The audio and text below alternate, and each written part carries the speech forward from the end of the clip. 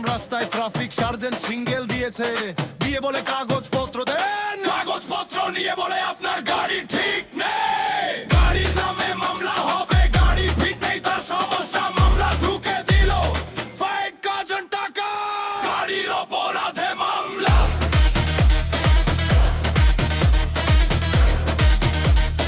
গাড়ির অপরাধে মামলা, মামলা খেল মুক্ত হলো, গাড়ির অপরাধে মামলা।